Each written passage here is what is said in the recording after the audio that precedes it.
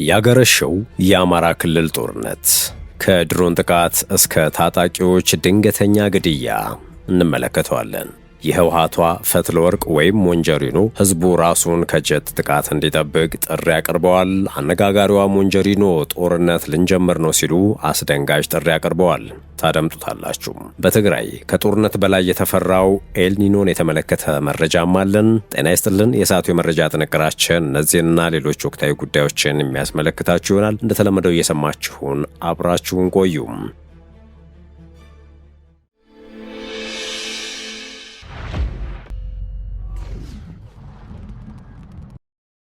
ወደ ቀዳሚ ጉዳያችን አመራን። ያገረሸው የአማራ ክልሉ ጦርነት ከድሮን ጥቃት እስከ ታጣቂዎች ግድያ።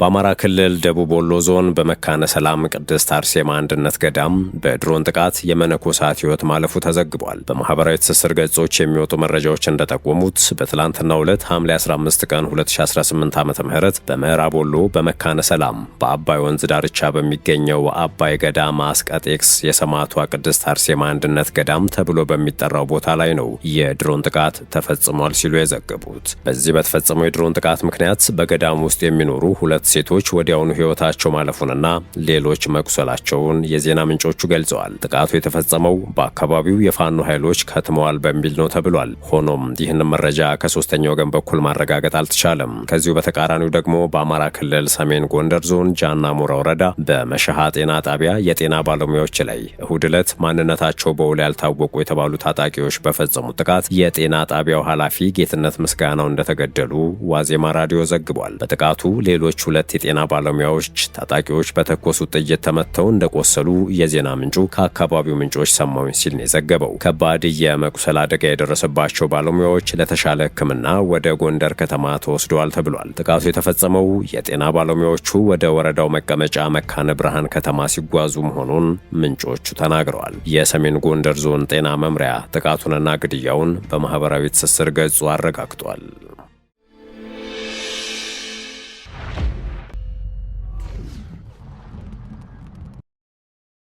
የህወሓቷ ፈትለወርቅ ሞንጀሪኖ ህዝቡ ራሱን ከጀት ጥቃት እንዲጠብቅ ጥሪ አቅርበዋል። አነጋጋሪዋ ሞንጀሪኖም ጦርነት ልንጀምር ነው ሲሉ አስደንጋጭ ጥሪ አቅርበዋል።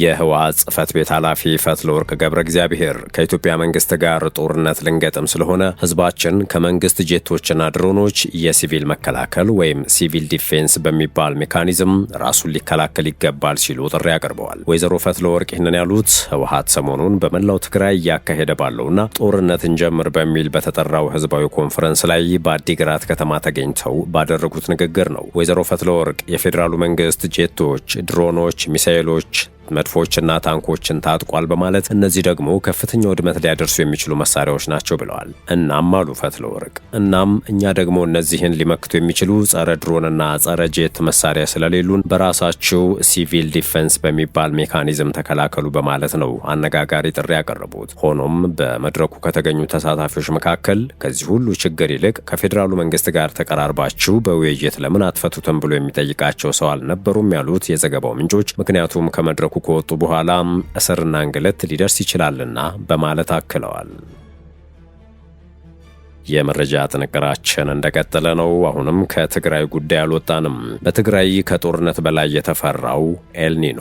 በትግራይ ክልል ከጦርነቱ በኋላ ያለው የሰብአዊና የኢኮኖሚ ችግር በድርቅ ስጋት እየተደራረበ መሆኑን የክልሉ የአደጋ ስጋት አስተዳደር ባለስልጣናት አስታውቀዋል። በ10 ዓመታት የተመሳሳይ የአየር ንብረት ተሞክሮ ላይ ተመስርቶ በተዘጋጀ ግምገማ መሰረት 21 ወረዳዎች ከፍተኛ የውሃ እጥረት አደጋ ውስጥ እንደሚገኙ፣ 16 ወረዳዎች ከባድ ተጋላጭነት እንዳለባቸውና 13 ወረዳዎች መካከለኛ ተጽዕኖ ሊያጋጥማቸው እንደሚችል ተገልጿል። በተለይም የደቡብ ምስራቅና ምስራቅ ትግራይ አካባቢዎች ከፍተኛ ስጋት ያለባቸው ናቸው ተብሏል። ግምገማው በትግራይ የአደጋ ስጋት አስተዳደር ኮሚሽን፣ በክልሉ ተቋማት፣ በተባበሩት መንግስታት ኤጀንሲዎችና በሰብአዊ ድርጅቶች በጋራ የተዘጋጀ ነው። የ45 ቀናት የቅድመ ጥንቃቄ እቅድና የ9 ወራት የአደጋ ዝግጁነትና ምላሽ እቅድ ተዘጋጅቷል። የትግራይ አደጋ ስጋት አስተዳደር ኮሚሽነር ዶክተር ገብረ ሕይወት ገብረ እግዚአብሔር እንደገለጹት እንደገለጹት ጉዳዩ የክልሉ ብቻ ሳይሆን ብሔራዊ ትኩረት የሚሻ ጉዳይ ነው። የግምገማው ሰነድም ለፌዴራል የአደጋ ስጋት አስተዳደር ኮሚሽን መቅረቡን ገልጸዋል። በሰሜኑ ጦርነት ሳቢያ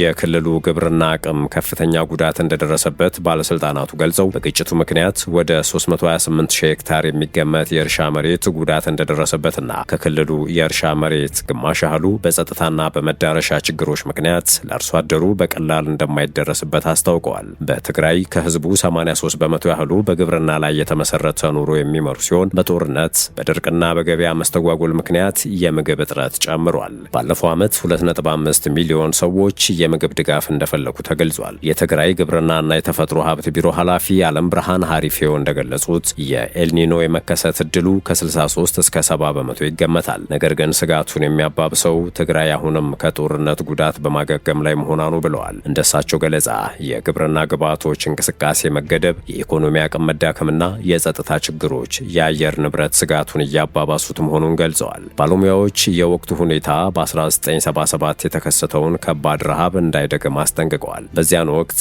ድርቅ ከጦርነትና ከእርዳታ መዳረሻ ችግሮች ጋር ተዳምሮ ከፍተኛ ሰብአዊ ቀውስ ማስከተሉም የታሪክ ጠባሳ ሆኖ ተመዝግቧል። የትግራይ የግብርና ምርምር ተቋም ባለሙያ ዶክተር አባዲ ግርማይ እንደገለጹት አየር ንብረት ትንበያዎች በአካባቢው ምርምርና የግብርና እቅድ ውስጥ ማካተት ያስፈልጋል። አርሶ አደሮች ኤልኒኖ ከታወጀ በኋላ ብቻ ሳይሆን በቋሚነት ለአደጋ መዘጋጀት አለባቸው ሲሉ ጠቁመዋል። በተለይም የውሃ ማጠራቀሚያ፣ መስኖ ልማት፣ የመሬት አጠባበቅ፣ የደን ልማትና የተሻለ የአየር ንብረት መረጃ ስርዓት ለዘላቂ የግብርና ልማት አስፈላጊ መሆኑን ባለሙያዎቹ አስገንዝበዋል። የአሁኑ ችግር የድርቅ ጉዳይ ብቻ ሳይሆን ከጦርነት ጉዳት፣ ከኢኮኖሚ መዳከምና ከየግብርና አቅም መቀነስ ጋር የተያያዘም ሰፊ ቀውስ ነው ሲሉ ተንታኞች ገልጸዋል።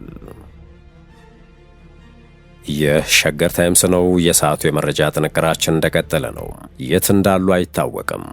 አስደንጋጩ የኦዲት ሪፖርት ከ9490 በላይ የሽያጭ መመዝገቢያ መሳሪያዎች የት እንዳሉ እንደማይታወቅ የፌዴራል ዋና ኦዲተር አስታውቋል። የፌዴራል ዋና ኦዲተር መስሪያ ቤት በገቢዎች ሚኒስቴር የታክስ ኦዲት አሰራር ስርዓት አተገባበርና አፈጻጸም ውጤታማነት ላይ ባከናወነው የኦዲት ሪፖርት ሚኒስቴር መስሪያ ቤቱ 9497 የሽያጭ መመዝገቢያ መሳሪያዎች ያሉበትን ሁኔታ እንደማያውቅ ይፋ አድርጓል። አሃዱ ራዲዮ በዘገባው ተመለከትኩት እንዳለው የኦዲት ሪፖርት ሰነድ ላይ እንደሰፈረው ከ2015 እስከ 2018 በጀት ዓመት አንደኛ ሩብ ዓመት ድረስ ባለው ጊዜ ውስጥ 165852 የሽያጭ መመዝገቢያዎች ነበሩ። ከነዚህ ውስጥ 147963 የሚሰሩ፣ 10145 የተበላሹ ሲሆን ቀሪዎቹ 9497 የሽያጭ መመዝገቢያ መሳሪያዎች ግን ያሉበት ሁኔታም ሆነ አድራሻቸው የማይታወቅ መሆኑ ተጠቅሷል። የትኞቹ ማሽኖች ስራ ላይ እንዳሉ፣ ከሲስተም እንደወጡና የማሽኖቹም አድራሻ ምን እየተፈጸመባቸው እንደሆነ ለማወቅ የሚያስችል በቴክኖሎጂ የተደገፈ መቆጣጠሪያ የአሰራር ስርዓት አለመኖሩ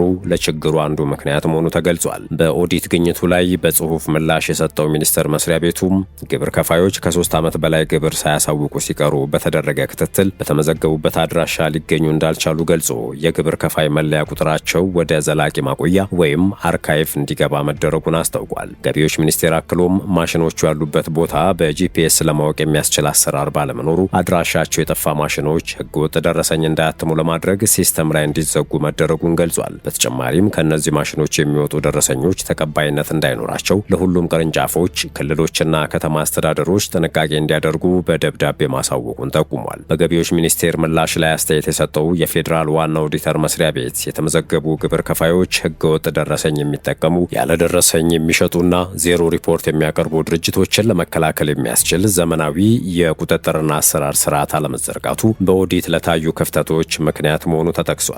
በዚህም የግብር ከፋዮችን የስራ እንቅስቃሴ አስመልክቶ የሚሰበሰቡ መረጃዎች በተቀናጀ መልኩ ለግብር አወሳሰን በቅርንጫፍ ጽህፈት ቤቶች ጥቅም ላይ እንዲውል አለመደረጉና የሽያጭ መመዝገቢያ ማሽኖች ዕለታዊ የግብይት መረጃዎች ወደ መረጃ ቋት የማይላኩ በመሆኑ የገቢ ስወራ እንዲበራከት ሊያደርግ ይችላል ሲል ማሳሰቡ በሪፖርቱ ተገልጿል።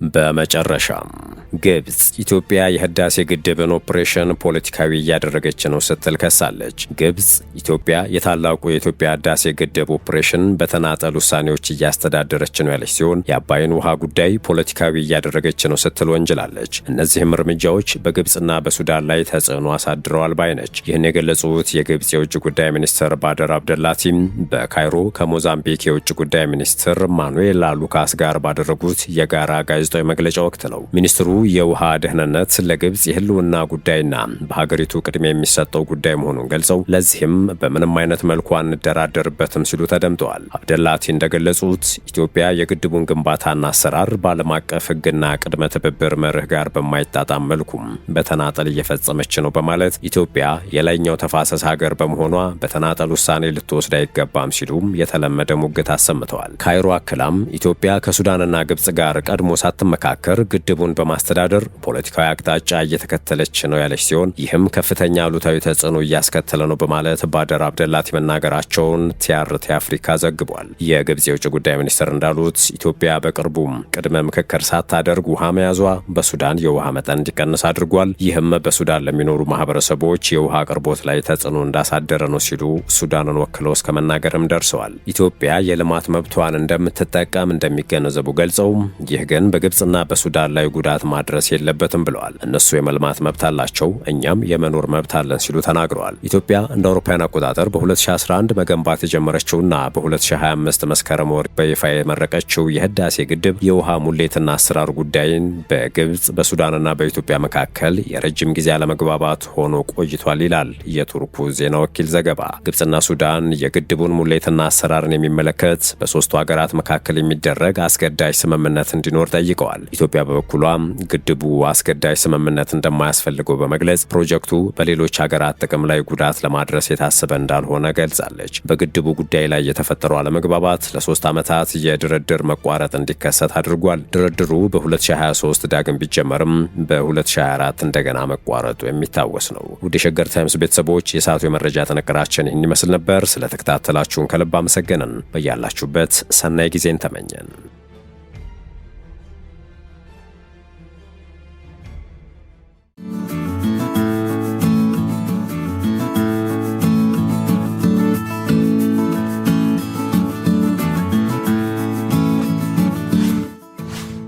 ሸገር ታይምስ ሚዲያን ሰብስክራይብ በማድረግና ደወሉን በመጫን ይከተሉን።